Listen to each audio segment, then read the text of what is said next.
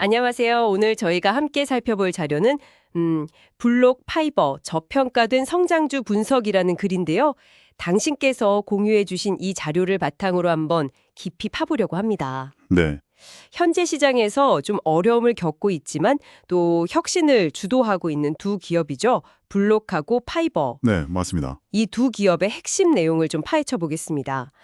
주가 하락 이면에 숨겨진 성장 가능성, 또 위험 요인까지 명확하게 이해하는 게 이번 분석의 목표입니다. 자, 그럼 시작해 볼까요? 네, 좋습니다. 두 기업 모두 사실 상당히 흥미로운 지점에 와 있습니다.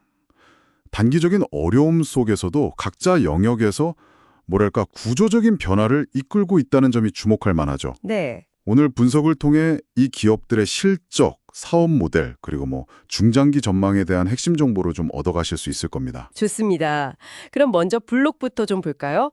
자료를 보니까 2025년 상반기에 주가가 꽤 많이 한 20% 하락했고 네, 그렇죠. 특히 5월에는 연간 이익 전망을 낮추면서 하루 만에 22%나 그냥 급락했더라고요. 1분기 매출도 전년 대비 3% 감소하면서 시장 기대에 좀 못 미쳤고요. 상당히 실망스러울 수 있는 소식인데요. 맞아요.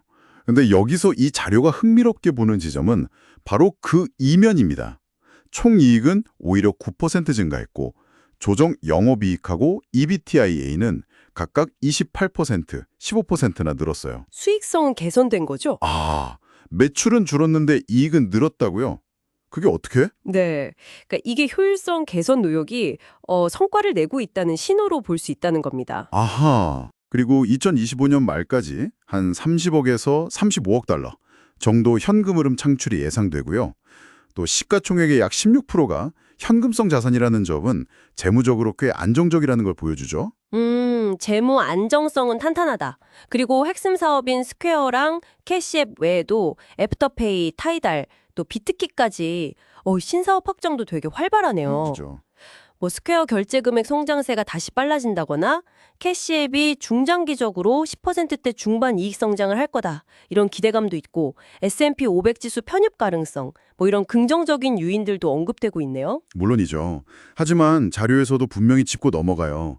경쟁은 심해지고 있고 소비 지출이 둔화될 가능성도 있고 또 거시경제 불확실성이나 규제 리스크 같은 건 여전히 존재합니다. 네. 특히 이제 캐시앱의 성장 둔화가 이게 일시적인 건지 아니면 좀 구조적인 문제인지 시장이 좀 주목하고 있거든요. 이 부분은 당신께서도 좀 눈여겨보셔야 할 위험 요인입니다. 알겠습니다. 캐시앱의 성장세 둔화가 관건이겠군요. 자, 그럼 다음은 파이버로 넘어가 볼까요? 여기도 2019년에 IPO 한 이후에 주가 흐름이 썩 좋지는 않았다고 하는데요. 네, 그랬었죠. 하지만 2025년 1분기 실적은 기대를 좀 웃돌았습니다. 매출은 한 14.6% 증가했고 조정 EBT 마진도 18.1%로 개선됐어요. 오, 괜찮았네요. 네, 특히 여기서 주목할 만한 건 서비스 매출이 무려 94%나 급증했다는 점이에요. 94%요? 네, 와, 그거 어떻게 가능했죠? 네, 이 자료에 따르면 AI 제품군하고 또 신규 플랫폼 파이버 고 출시가 주요했다고 분석합니다. 그래서 연간 매출 가이던스도 상향 조정했고요. 그렇군요. 근데 좀 이상한 건 활성 구매자 수는 오히려 줄었다면서요? 구매자는 줄었는데 어떻게 매출이 그렇게 늘 수가 있죠? 바로 그 지점입니다. 이 자료가 그걸 파이버 전략의 핵심으로 봐요. 활성 구매자 수는 줄었지만 구매자당 지출액은 8.8% 증가했거든요.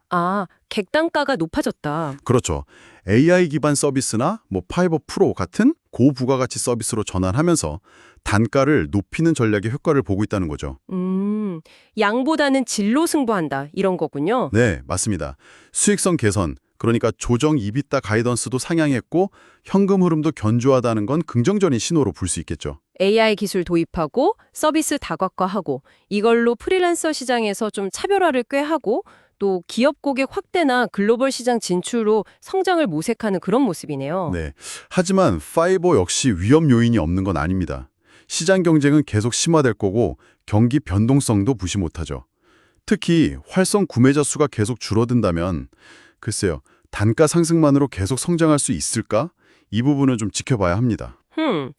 그렇군요. 변화에 얼마나 민첩하게 대응하느냐가 관건이겠네요. 맞습니다. 이 자료도 그걸 강조하고 있어요. 자, 그럼 이 모든 걸 종합해보면 어떻게 될까요? 두 기업 모두 단기적인 변동성은 있지만 장기적인 성장 잠재력은 가지고 있다. 이게 이 자료의 핵심 평가인 것 같은데요. 네, 그렇습니다. 블럭은 그 핀테크 생태계 혁신하고 탄탄한 현금 창출 능력을 무기로, 또 파이버는 AI 기반 서비스 혁신과 시장 확대를 통해서 성장 동력을 확보하려고 하고 있죠. 네. 기술을 통해 변화를 주도하고 있다고 볼 수 있습니다. 물론 아까 말씀드린 위험 요인들을 고려해서 신중하게 접근할 필요는 있겠고요. 네, 오늘 살펴본 것처럼 블록은 재무적 안정성 속에서 성장성 회복을 좀 모색하고 있고 파이버는 AI를 통해서 서비스 모델을 혁신하면서 수익성을 개선하고 있는 모습입니다. 단기적인 주가 흐름 너머의 본질을 파악하시는데 좀 도움이 되셨기를 바랍니다. 네. 마지막으로 이 자료를 보면서 한 가지 생각해 볼 만한 질문을 던져보고 싶어요. AI와 효율성. 이게 지금 이 두 기업의 핵심 전략이잖아요. 그렇죠. 근데 이게 과연 앞으로 5년, 10년 뒤에 우리가 일하고 또 금융거래를 하는 방식 자체를 어떻게 바꿀 수 있을까요? 오늘 분석한 내용을 바탕으로 이 두 기업이 단순히 지금의 시장 변동성을 넘어서 이런 근본적인 변화에 얼마나 잘 대비하고 있을지 한번 고민해 보시는 것도 흥미로울 것 같습니다. 와, 정말 생각해 볼 만한 질문이네요. 귀한 자료 공유해 주시고 또 저희와 함께 이렇게 깊이 있는 탐구를 해 주셔서 감사합니다.